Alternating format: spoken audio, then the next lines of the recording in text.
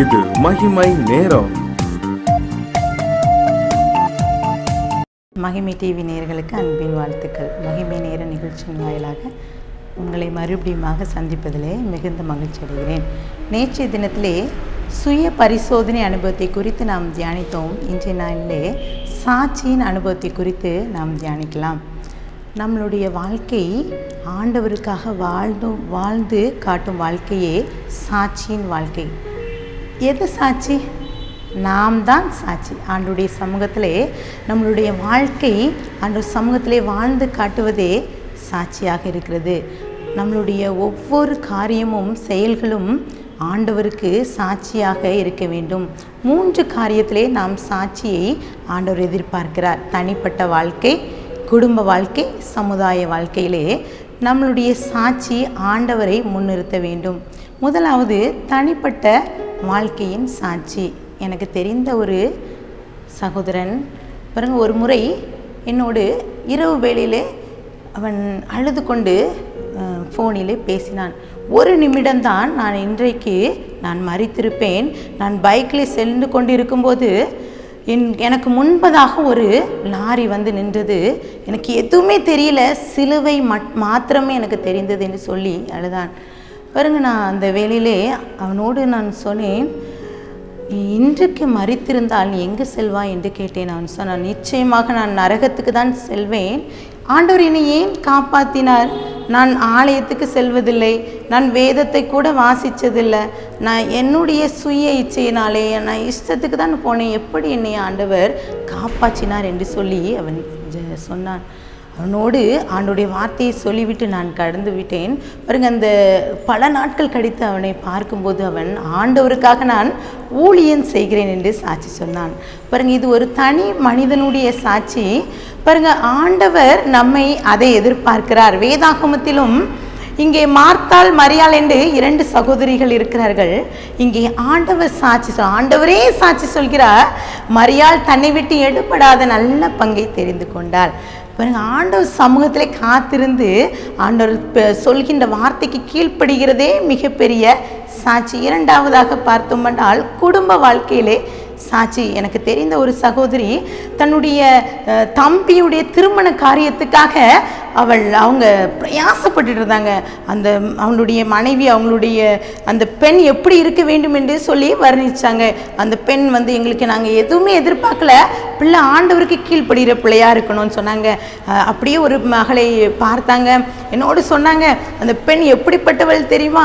ஆஃபீஸுக்கு போனோடனே நன்றாக ஜெபிப்பாளாம். அது மாத்திரம் இல்லை, வேதத்தை எடுத்து வாசிச்சுட்டு தான் தன்னுடைய வேலையை செய்வாள், மற்றவர்களுக்கு எல்லாம் உதவி செய்வாள் என்று சொல்லி மிகவும் சந்தோஷப்பட்டார்கள்.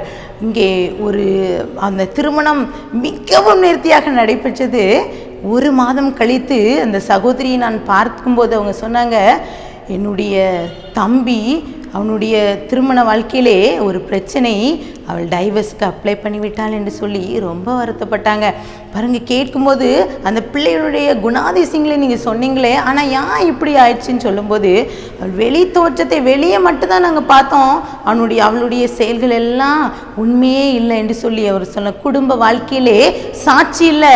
நம்ம ஒரு பெண்ணை தேடி செல்கிறோம், ஒரு மணப்பெண்ணை பார்க்கிறோம், ஆலயத்துக்கு வந்து பார்க்கிறோம், நன்றாக ஜெபிப்பவள், நன்றாக வேதம் வாசிக்கிற பிள்ளை என்று தான் சொல்கிறோம், ஆனால் சாட்சி இல்லை. குடும்பத்திலே பல குடும்பங்கள் பிரிந்து கிடப்பதற்கு காரணம் இந்த சாட்சி ஆண்டவரை முன்னிறுத்த முடியவில்லை. இங்கே வேதாகமத்திலே பார்த்தீங்கன்னா ஈசாக்கு ரெபேக்காளுடைய குடும்பத்தை பார்த்தீங்க, 2 பேர், அந்த குடும்பத்திலே 2 பிள்ளைகள் இருக்கிறாங்க, 2 பேர்களுக்கும் சண்டை. இங்கே யாக்கோபு அவனுடைய காரியங்களை பார்த்து எத்தனாக மாறிவிடுகிறான். அவனுடைய குடும்ப வாழ்க்கையிலே நித்தம் பிரச்சனை. இது மாத்திரமல்ல, யாக்கோபை ரெபேக்காள் என்ன செய்கிறாள்? அவனுடைய மகனுக்கு தன்னுடைய செயல்கள் எல்லா காரியத்திலையும் தனக்கு பிடித்தமான மகனுக்கு மாத்திரமே அவர்கள் பிரியமாக நடத்துகிறார்கள். அவர்கள் குடும்ப வாழ்க்கையிலே பல காரியங்களை முழுவதும் பார்த்தோமானால் அந்த பிரிவினைக்கு மிக முக்கியமான காரணம் இந்த பெற்றோர்களை ஈசாக்கு ரெபேக்காள் இந்த 2 பேருடைய செயல்கள் தான் காரணம். நம்மளுடைய குடும்ப வாழ்க்கையிலே சாட்சி இருக்கிறதா? கணவர் மனைவிக்கிடையே அன்பில்லை. அது மாத்திரமில்லை, சகோதர சகோதரிகள் அதற்குள்ளே பிரச்சனைகள், நில பிரச்சனை, குடும்ப தகராறு, என்ன காரியங்கள் நடந்து கொண்டிருக்கிறது. குடும்ப வாழ்க்கையிலே சாட்சி இருக்கிறதா? மூன்றாவதாக பார்த்த சமுதாய வாழ்க்கையிலே சாட்சி. என்னுடைய வாலிப காலத்திலே என்னுடைய ஆலயத்திலே யூத் மீட்டிங் நடந்தது. அங்கே நான் சென்று பார்க்கும்போது அங்கே பிள்ளைகள் எல்லாம் ரொம்ப அருமையாக, நன்றாக, பரவசமாக ஆண்டவரை ஜெபித்து கொண்டிருந்தார்கள். அங்கே அவ்வளவு மகிமை இருந்தது, ரொம்ப சந்தோஷமாக இருந்தது. அதே பிள்ளைகளை நான் ஸ்கூலில் நான் பார்க்கும்போது அந்த டீச்சர் சொன்னாங்க, இந்த பிள்ளைகள மாதிரி எந்த பிள்ளைகளையும் நான் பார்த்ததில்லைன்னு சொல்லி. நான் பார்க்கும்போது அவர்கள் வாயிலே வந்த வார்த்தைகள் அவ்வளவு சினிமா பாட்டு. பாருங்கள், எவ்வளோ சாட்சி. நம்மளுடைய பிள்ளைகள் சமுதாயத்தில் எப்படி முன்மாதிரியாக இருக்கிறார்கள். ஆலயத்திலே வந்து பரவசமாக ஜெபிக்கிறோம், ஆனால் சமுதாயத்திலே சாட்சி இல்லை. வேதாகமத்திலேயும் சகேயுண்டு தேவ மனிதன் ஆண்டவரை பார்ப்பதற்காக அங்கே காட்டத்தி மரத்தில் ஏறி இருக்கிறான். இங்கே ஆண்டவர் சொல்கிறார், அவனுடைய எதுவுமே சொல்லவில்லை, இங்கே சகேவே நீ இறங்கி வா என்று சொல்லி அந்த ஒரு வார்த்தை தான் அவன் சாட்சியாக மாறுகிறான். அங்கே இருக்கிற எல்லாத்துக்கும் மத்தியிலே பாருங்க, நாளத்தனையா நான் திரும்பி கொடுக்கிறேன் என்று சொல்கிறான். அவனை பார்க்கிற முன்னாடி சகேவை பார்த்தவர்கள் என்ன சொல்வார்கள்? இவனை போல ஒரு பாவி இந்த உலகத்தில் இல்லைன்னு சொல்லியிருப்பாங்க. அதே போல அந்த சகேவு அவனுடைய சமுதாய வாழ்க்கையிலே ஆண்டவரை அறிந்த பிறகு எவ்வளோ சாட்சியாக வாழ்ந்திருப்பான் பாருங்க. அவன் குடும்பம் ரட்சிப்பு, இன்றைக்கு இந்த குடும்பத்திலே ரட்சிப்பின் சந்தோஷத்தை பெற்றுக்கொண்டு ஆண்டவரே சாட்சி கொடுக்கிறார். நம்மளுடைய வாழ்க்கையிலே நாம் தான் சாட்சி. ஆண்டவருடைய காரியத்தில் எல்லா காரியம், நம்ம செய்கைகள், நடக்கைகள், நாம் பணி செய்கிற இடம், நம்மளுடைய எல்லா சூழ்நிலைகளிலும் ஆண்டவரை நாம் சாட்சியாக முன்னிறுத்த வேண்டும்.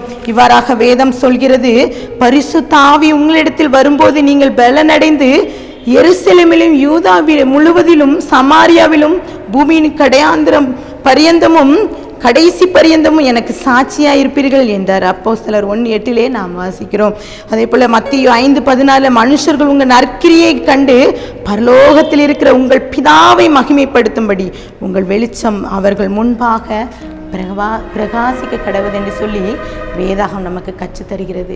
இன்றைய நாளிலே இந்த சாட்சியின் அனுபவத்தை நாம் பெற்றுக்கொள்ளணும். ஆண்டவர் சமூகத்திலே கண்களை மூடி ஜெபிக்கலாமா? அன்பின் பிதாவே, இந்த நாளிலும் கூட இந்த சாட்சியின் அனுபவம் எங்களுடைய வாழ்க்கைக்கு தேவை. எங்களுடைய தனிப்பட்ட வாழ்க்கையிலே, குடும்ப வாழ்க்கையிலே, சமுதாயத்திலே நாங்கள் உமக்கு சாட்சியாக வாழ எங்களுக்கு கிருபை தாங்க. எல்லாமே உடைய கரத்திலே கொடுக்கிறேன், தாழ்த்திக்கிறேன், மீட்பர் மூலம் கேட்கிற பிதாவே, ஆமென்.